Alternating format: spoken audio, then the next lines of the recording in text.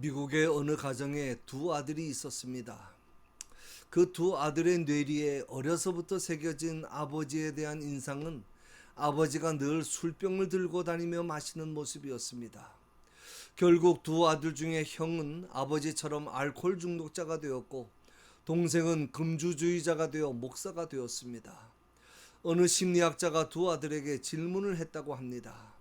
형에게는 당신이 알코올 중독자가 된 원인이 무엇입니까? 라고 물었고, 동생에게는 당신은 왜 금주주의자가 되었습니까? 라고 정반대의 질문을 했는데 그들의 대답은 똑같았다고 합니다. 그럴 수밖에 없지 않습니까? 라는 대답이었습니다. 형은 주어진 환경에 삼켜져 버렸고, 동생은 그 고통스러운 환경과 싸워 이긴 것입니다. 그 동생이 뉴욕에 있는 웨스트사이드 침례교회의 목사입니다. 욥기 5장 7절에 사람은 고생을 위하여 났으니 불꽃이 위로 날아가는 것 같으니라. 사도행전 14장 22절에도 우리가 하나님의 나라에 들어가려면 많은 환난을 겪어야 할 것이라고 말씀합니다. 불꽃을 예전 개역 성경에서는 불티라고 번역했습니다.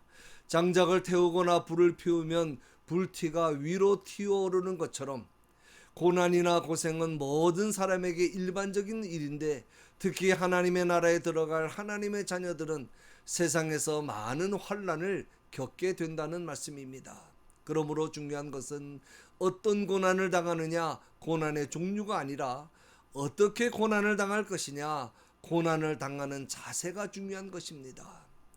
베드로 사도는 네로 황제에 의한 기독교 박해가 시작될 즈음에 당시 소아시아에 흩어져 살고 있는 성도들과 오늘날 말세를 살아가는 하나님의 자녀들에게 믿음을 지키기 위해서는 많은 핍박과 고난이 있을 것인데, 그것들을 어떻게 감당하고 믿음으로 승리할 것인지 그 방법을 가르쳐 줍니다. 첫째는 고난을 당할수록 열심히 선을 행하라는 것입니다. 또 너희가 열심으로 선을 행하면 누가 너희를 헤아리요? 너희가 열심으로 선을 행하면, 이 말을 원문대로 번역하면 너희가 선의 열성자들이 되면이라는 뜻입니다.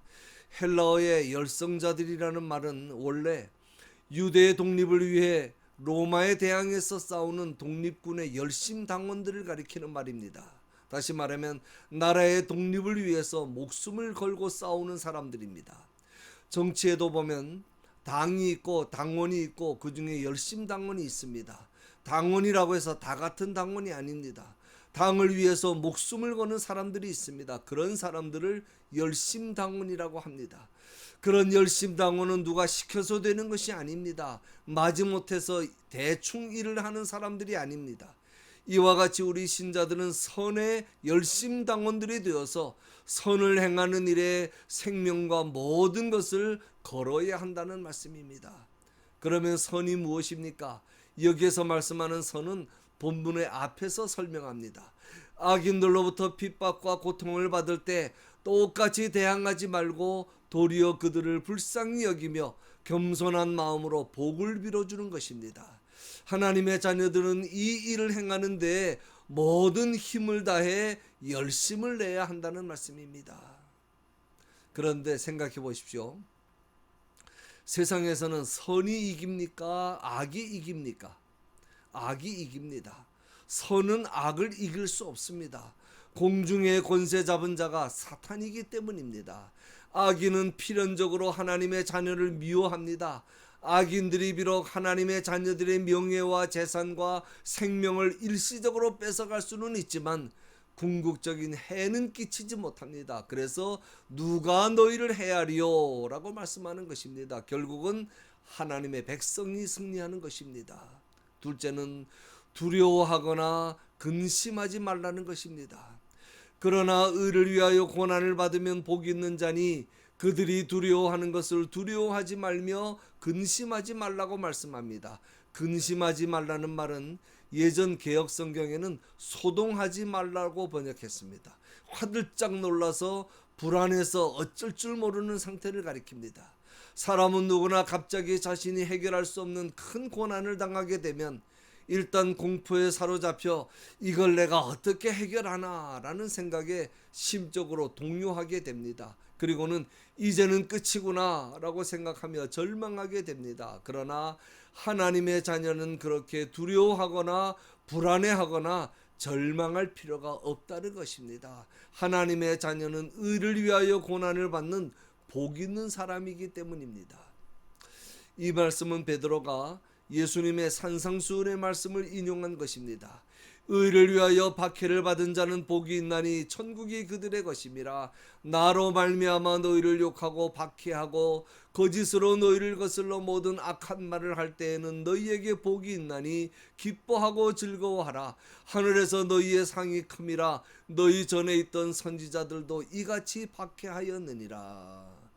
의를 위하여라는 말과 나로 말미암아라는 말이 중요합니다.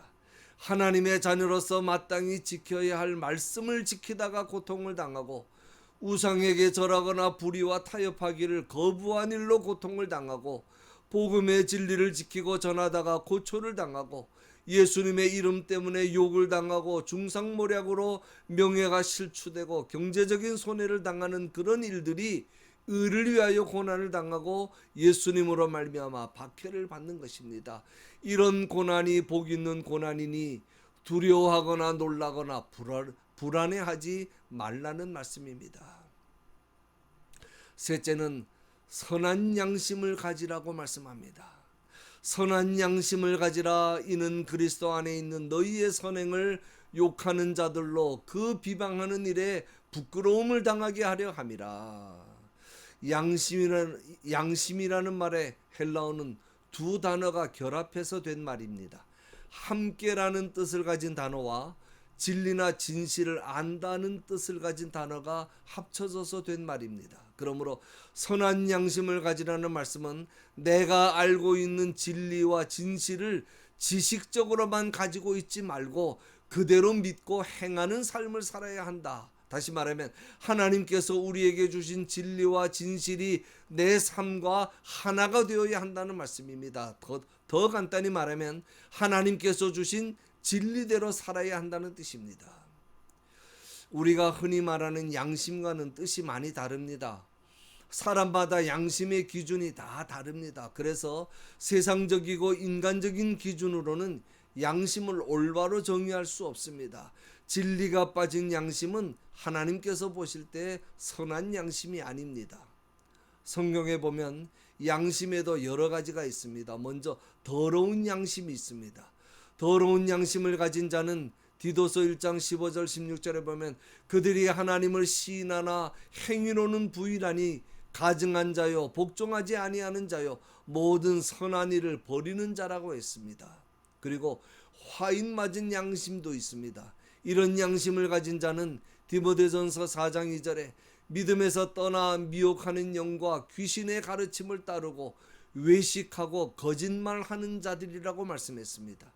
이렇게 더러운 양심이나 화인 맞은 양심으로는 진리나 진실을 분별할 수 없기 때문에 진리의 말씀대로 살 수가 없습니다.